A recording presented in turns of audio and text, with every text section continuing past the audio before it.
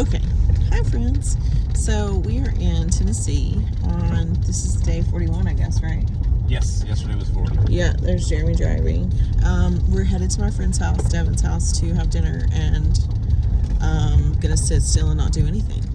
So we had a little bit of a crisis. We had put our stuff on the roof rack, and when we went back and forth to Tennessee from Florida in the snow and the ice and all of that, there was like slightly damp, and we were like, I mean, it snowed, it seeped through. There was like one bag that was slightly damp, and so we talked about it, and Jeremy was like, I don't think there's gonna be that much rain, and there really wasn't until today.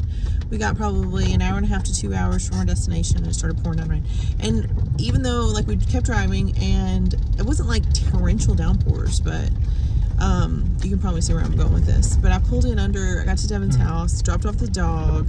I did not sleep very well at all in the car, so I was like trying to drive. Jeremy really soldiered through the best part of the drive, like 2 a.m. to 7 a.m. or 6 a.m. And then at 7 a.m. he was like, so you ready to take over? I think I'm dying. And I'm like, sure.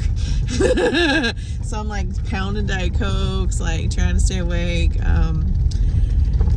I listened to a little bit of the Liberia book that has the life story of the woman president, Ellen Sirleaf Johnson. And then I found out she has a center in Liberia that we're going to try to go see. But she's from the same tribe that our Liberian daughters are, Gola, which is important to know about their culture. And, oh, it's an offense. There's a dog like chasing us. It's around like dirt roads. Like we haven't had a cell signal in a while. I'm sure Devin thinks that something's wrong. I'm surprised she didn't just show up. She was probably close to showing up. But we had 3 suitcases get drenched. And they were the 3 suitcases that I did not plan on opening again until we got to Liberia. And not even not open them again until we got to Liberia, but not open them again until like the 5th day in Liberia. Like not till we're at the Tropicana that we're going to be at for the longest part of our trip. So I said some words that I can't repeat on the video probably. I was so frustrated. I almost started crying, but I was like, no. I haven't slept in 24 hours, really. More than just like probably a dose here and there. I'm stressed out, but this will not take me under. We're going to fix this. Luckily, the Airbnb we're staying at, which is a friend of Devin's who's become a friend of mine, because we like to stay here when we come visit. Luckily, she has a dryer, so the washer and dryer in the unit. So we had to literally empty 3 entire bags and repack them and dry the stuff that had gotten wet. Luckily, the really sentimental stuff was packed in really good for the kids that are, I mean, I would have thrown up and then cried some more and then probably just laid it on the ground. And then had to go to Target and replace some of the things. But like there's a picture book that was fine. Anna's picture book is fine for the Clark family. The Squishmallow didn't get wet. She was compressed in. But like there was some question. I was like, oh my goodness, like we've got to empty this stuff immediately. Like I'm freaking out, spreading it all over the kitchen floor. Everything was salvageable. Luckily, it's kind of like, I guess it was a good thing that luckily, poetically, I had decided to take second bathing suits for everybody. So Jeremy only gets 1 bathing suit. Sorry, babe. But for the girls and I, because one of my friends that went, she was like, I really wish I would have brought 2 bathing suits for everyone.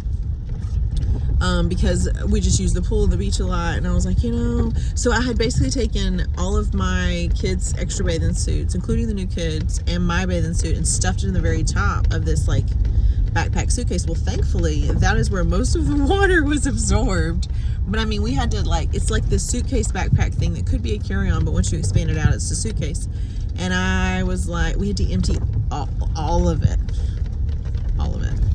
So that was bad. But none of the sentimental stuff got messed up. Everything still looks great. There were some packaging things I had to like take off, like there was a box that got wet, so I just got rid of the box. And I repackaged some things, but I couldn't change where I had everything put because it's like exactly like 45 pounds in both. So I still have like 5 pounds in each suitcase to stick in a few extra last minute gifts. But like, because there's no, I mean, to think about it, like I probably could call Jennifer or I could probably call Devin because they're very close by and get like a scale to stand on. But I don't want to stand on a scale ever again for the rest of my life. But I can't make Jeremy stand on a scale that we don't have in the rental because those are things you probably don't have in a rental. So anyways, one of our kids is coughing just a little bit. We're just going to pretend like that's not happening. I gave her some cough medicine. Hopefully nobody gets sick. artery road. So we're gonna go to Devin's house, and I think she's gonna feed us, and I'm just gonna I'm not gonna do anything hard because we fixed the suitcase stuff. What? You can dry a suitcase with a hairdryer. Yeah, Jeremy's like digging through finding a hairdryer, and like hair drying, like the rolling suitcase, like those are harder to dry. Like the backpack suitcase, I just put it in the dryer. The rolling suitcase was a lot harder to dry. So he's like sitting there with a hairdryer, like, you know, and the hairdryer, the rental is actually pretty good, so it was pretty funny. So anyways, all right, so day 41 about brought me to my knees. Maybe say some swear words. We're back in gear. We're okay. I took a nap. I finally was like, you know what? I'm just gonna go lay down because I just need to lay down. And I slept for like what, 30 or 45 minutes? Yeah, I think and so. I'm like, I'm ready to go. I'm fine. But it was just really hard. It was just this really thing that I spent like a week doing. That I was like, I'm a little jealous. Of what? That you got a nap. No, but the grief. Oh, the grief. I'm not jealous. Of the fact that I spent a week. I mean, you guys were there. For anyone that's watched all the videos, you saw the packing, and it was like, I am done. I even took a picture and said done. We weren't opening things anymore. Crisis, but everything. At the cost to my mental fortitude. I was like, this is not. So, and then I realized I brought my favorite t-shirt. I had a problem like cutting down. I have a lot of favorite t-shirts, but this is one of my original adoption t-shirts that we did, that I've had for like 11 years. We did for fundraising. And it does say 147 million orphans, because at that time that's how many were worldwide. Now it's higher than that, because the U.S. used to adopt international kids 40,000 a year-ish, and now last year we only adopted 1,500. So just let that sink in. So that's bad. We need to work on that. We're gonna work on that. But I'm okay. And I'll see you guys tomorrow. Bye.